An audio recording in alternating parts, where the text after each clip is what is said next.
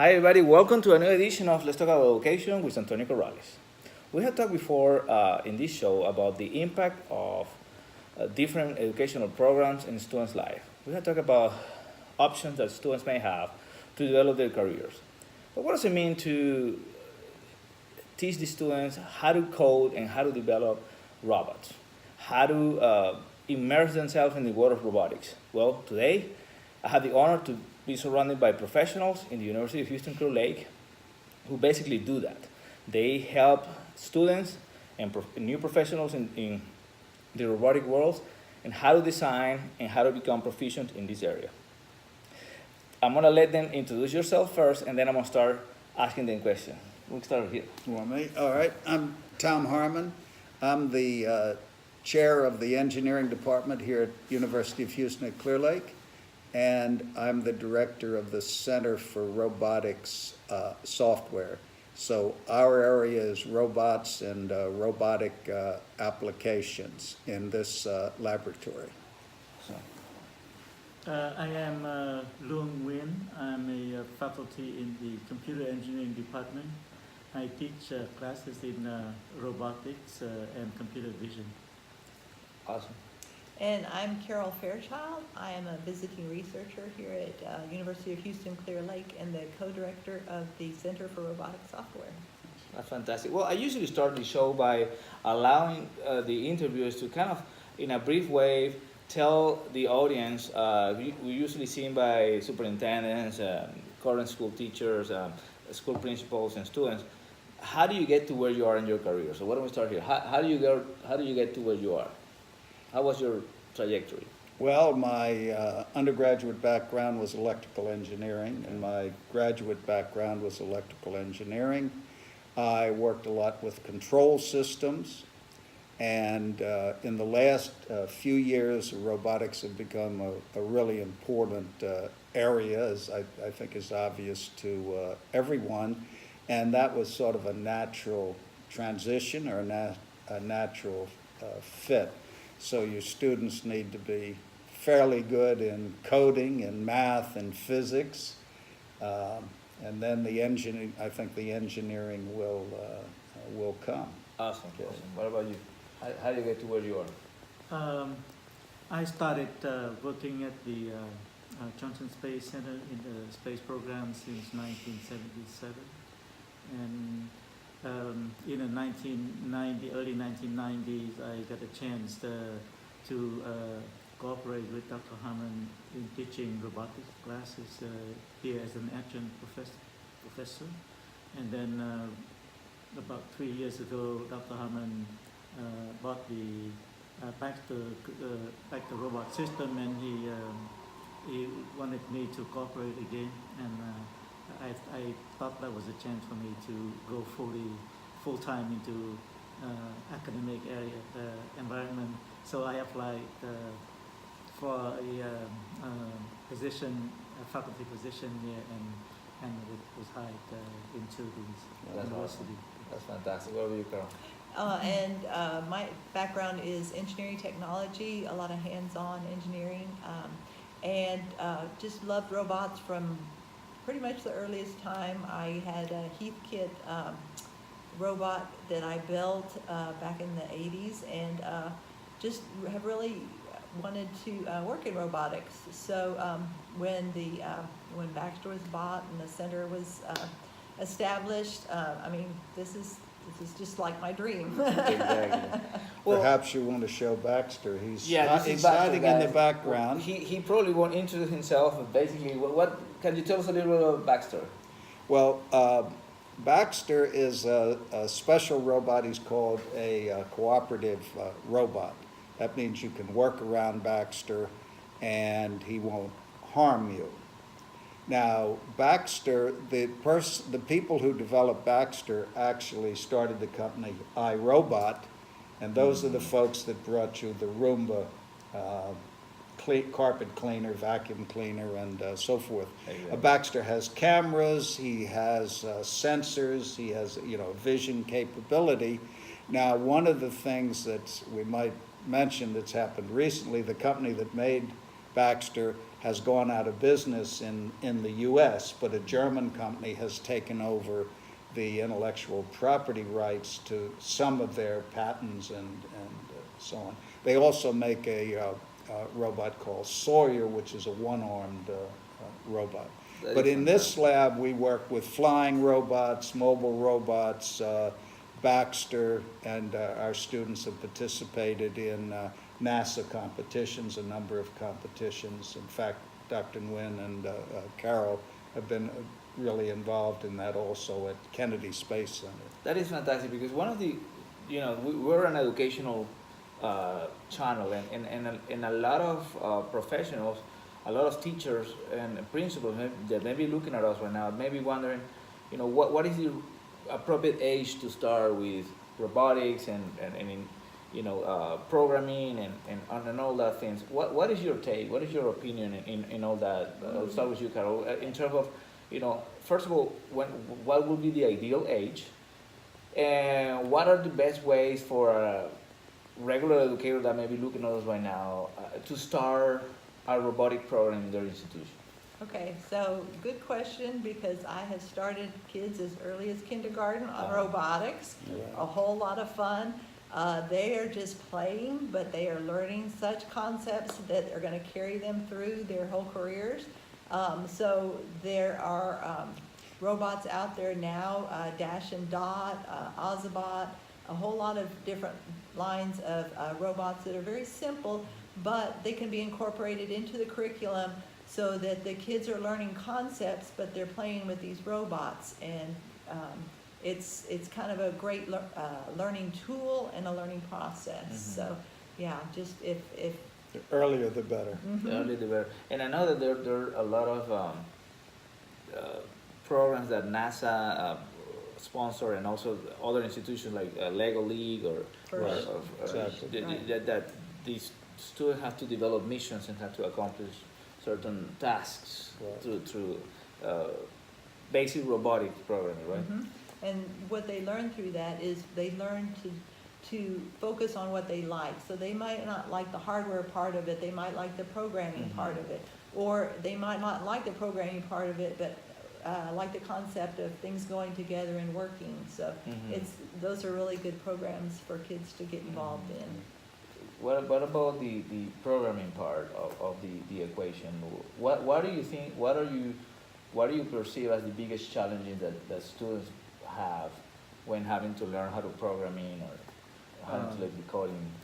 Yeah, the thing about programming is there are so many different programming languages, and once you learn, when the person learns how to do the program, and has been working on a specific language for a long time, could be a decade or so, it's difficult to switch over to a new language. Getting used to another language too.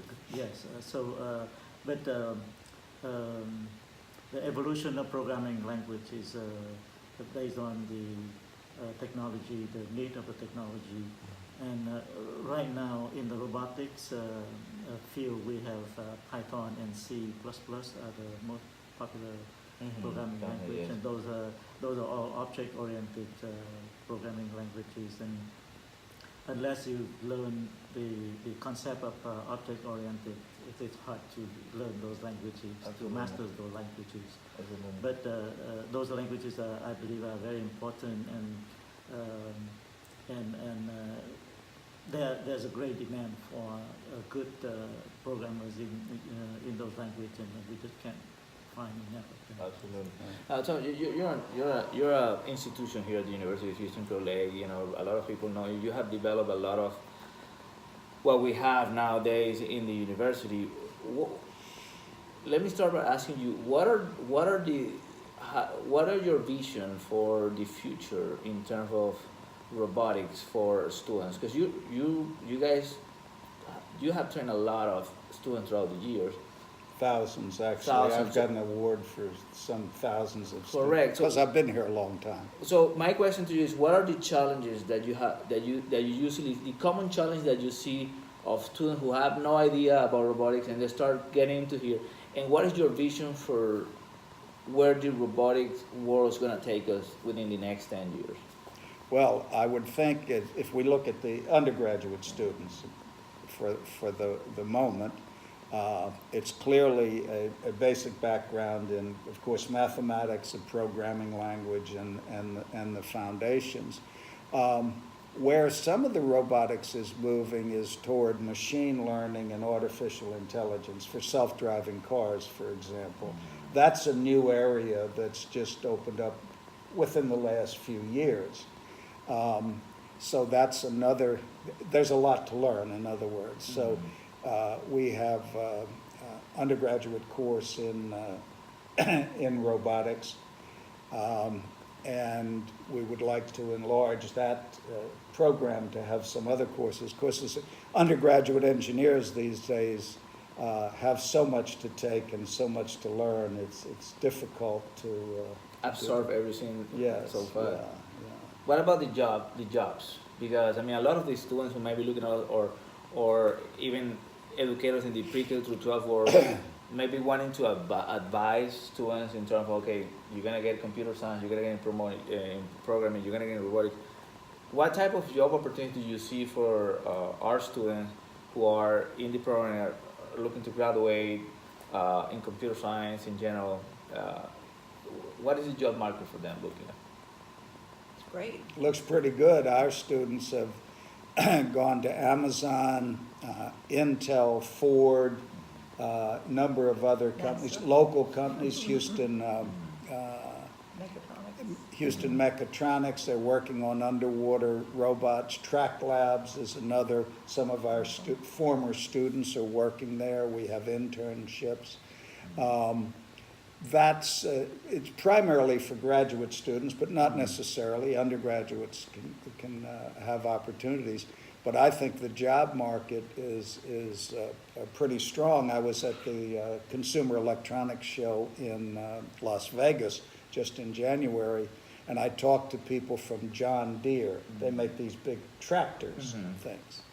And they were looking for experts in robotics and the robot operating system language, because they're putting cameras on these combines, these big tractors, and so that when there's spraying of a field, that you spray the right things to kill weeds but not kill the crop and so on. So they're big simulators of these tractors. So that's again a robotics application. And of course here we're next to NASA. We have the Robonaut, and a lot of people in this area are interested. That's awesome. Yeah. Okay, to kind of finalize, what advice do you give to teachers or students and administrators, educators in general, who are looking at us right now, and they want to start a programming program in their schools, and they're looking towards immersing students somehow, some way in the computer science world? What is your advice, general advice for those educators out there? Well, there is a lot out on the internet, but code.org is the main site for developing just a plan on how to teach students how to code. It'll take you from very fundamental things all the way up as far as you want to go to learn to code in multiple languages. So that's a really good resource, and there's others out there on the internet. So that is fantastic. And for high schools, you would have the first robotic competition, which is probably the best known for up the juniors and seniors in they high usually schools. have different missions, right? That they have to Right. accomplish during the year. Exactly. I remember one They year play they a did like game. an environmental one. Right. And it's in Houston. They have some of the ends of the competition in Houston. the World Championship. World is hosted. Championship is this year, right? Yes. Yes. Yeah. So NASA and Exxon and companies support that. They donate and so on. So it's any high school can get into this, and they should. And there's machining involved. There's obviously programming. There's robotics. So it's pretty exciting. Well, one of the things that you guys said that I think is important is because a lot of school administrators, principals, and superintendents are worried about student performance and the standardized testing. And one of the great things about computer science and the robotic world is that you immerse several core subjects when you're working with these subject, talking about math, talking about science, talking Right. about physics, Mhm. and so you're gonna be directly or indirectly impacting other core subjects while you're doing Of computer course, science. that's right. And that's something that I think is important for educators and administrators out there to think about, because you're not going to be taking time from other course subjects, but you're going to be expanding the concept in other course subjects. Well, most of these contests and these things require proposals. You have to learn to write a bit, and to write up the results, so forth. There are prizes in a number of these competitions. So I wouldn't forget the English, the humanities, and so forth. People who want a good job need to present themselves well. They need to be enthusiastic as well as knowledgeable. Correct. Knowledge will come with the course, the effort, and so on, but then the Correct. enthusiasm is like these youngsters who were just here. Is for a lot of them, it's obvious that you really have to like this stuff to be good at it. It Correct. takes a lot of work, and there's no sense kidding anybody that it's easy, Correct. you know. That's fantastic. I want to thank you one more time for being here Okay. today. Yeah, it's a pleasure. Absolutely, absolutely. I want to tell our audience out there who are looking at us, remember that we have this video and many other videos on Antonio Corrales' YouTube channel. Let's talk about education with Antonio Corrales and Sterling Evaluation and Assessment.com. Please help somebody today, and see you next time. All right, let me Went out of business. Good job. It was started by Rodney Brooks, who started iRobot, who bring you the Roomba vacuum cleaner. In fact, if you look at the base of the Turtlebot when we get it out, wherever it hid away, the original one was actually a Roomba base that they hacked into to control the Turtlebot.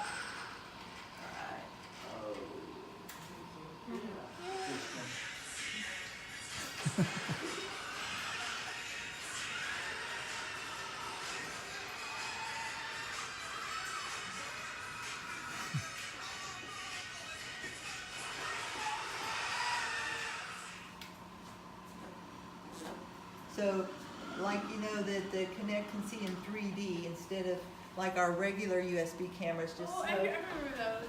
Yeah. They have them advertising and everything. Yeah, so they have it like at the Consumer Electronics Show, right? Right, I wrote on a suitcase, if you really want to go all the way,